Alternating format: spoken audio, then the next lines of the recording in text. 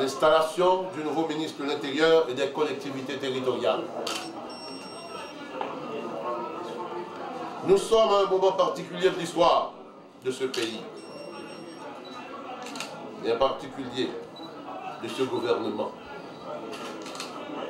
Les récents changements opérés par le chef du gouvernement marquent la volonté du président de la République d'insuffler un nouveau dynamisme à ce gouvernement. Aussi, chaque choix de nouvelles compétences venues renforcer ce gouvernement est-il le produit d'une appréciation judicieuse de nos valeurs?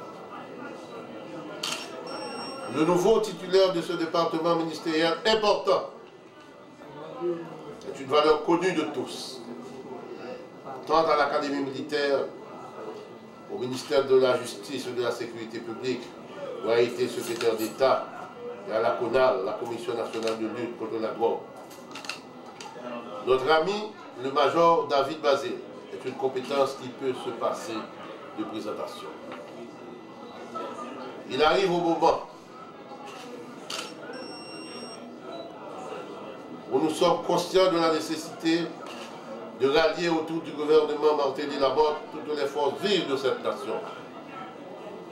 Dans toutes les collectivités territoriales, le gouvernement veut mobiliser les ressources nationales, non seulement pour sécuriser tous les secteurs de la population, mais encore pour mettre en place dans tous les coins et recoins de la République un cadre propice aux investissements. En cette occasion de mon installation et en tant que ministre de l'Intérieur et des collectivités territoriales, je remercie chaleureusement le président de la République et le chef du gouvernement pour la confiance placée en moi. Major des Forces armées d'Haïti, ancien secrétaire d'État à la sécurité publique, conseiller du président de la République, coordonnateur de la CONAL, militant et dirigeant politique de longue date, fondateur de partis politiques. Je crois très modestement que je cumule les compétences et l'expérience requises pour exercer ces hautes et difficiles fonctions. C'est pourquoi j'ai accepté ce choix avec empressement que j'ai reçu hier, avec autant de plaisir au cours de la cérémonie d'investiture, une ampliation de l'arrêté formant le cabinet ministériel que le président de la République et le Premier ministre ont bien voulu signer. Je prends donc l'engagement formel de remplir cette nouvelle mission avec l'honnêteté, l'intégrité, la rectitude et la discipline qui ont toujours constitué les règles d'or de ma vie et conditionné mon comportement en tant qu'homme propre et libre. Dans cet ordre d'idées, je ferai tout ce qui est en mon pouvoir pour mériter la confiance placée en moi et combler les légitimes espérances de la population. Ce n'est peut-être pas le moment d'entrer dans les détails de mon programme d'action au sein du ministère de l'Intérieur et des collectivités territoriales. Je veux seulement signaler, entre autres, 3 des points sur lesquels celui-ci s'appuiera. En premier lieu, j'attacherai une importance extrême à la réorganisation et au renforcement des collectivités territoriales. Il est temps que la loi y relative, l'une des plus novatrices, soit votée, promulguée et publiée. Les collectivités territoriales organisées, renforcées et pourvues de moyens suffisants rapprocheront tout naturellement l'État central de la population avec des prestations de proximité et permettront en même temps la décentralisation effective des services publics comme le souhaite ardemment le gouvernement. En second lieu, les délégations et les vice-délégations, véritables caisses de résonance de l'exécutif au niveau des chefs-lieux de département géographiques et des arrondissements, ne doivent pas être en reste.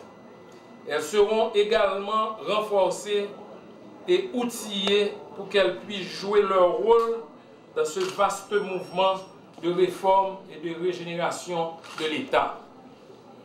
Et en dernier lieu, dans mon souci de buriner un nouveau visage au ministère de l'Intérieur et des collectivités territoriales, je veillerai scrupuleusement, autant que faire se peut, à la réorganisation et à la remise en fonctionnement de services essentiels à la bonne marche de l'État, au bon fonctionnement des institutions de la République et devant assurer, de concert avec d'autres instances publiques, un meilleur contrôle du territoire et du phénomène de l'insécurité.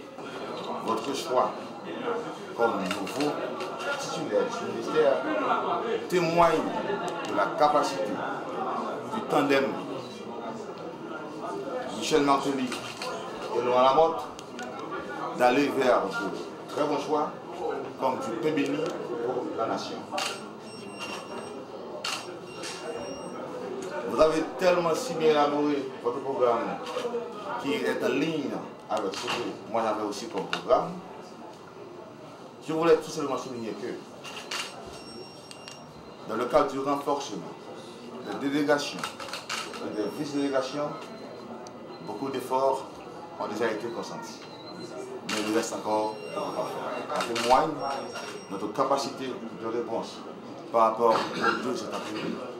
La presse étant bien sûr vers la communication, mais surtout par rapport au renforcement de nos bras de supervision pour la collectivité et surtout pour le territoire national. En termes de politique intérieure, effectivement, le service de renseignement, comme vous venez de dire, doit être renforcé et être plus efficace. En termes de collectivité territoriale, il y a eu vraiment un ralentissement dans la mesure où il y avait une, comment dirais-je, une indécision par rapport au CASEC, ASEC, dont le mandat était arrivé à terme, il fallait prendre une décision. Ça nous a peut-être obligé de réévaluer un peu, mais maintenant, vous pouvez, comme vous le dire, repousser cette machine pour la rendre fonctionnelle et pour une vraie décentralisation et aussi pour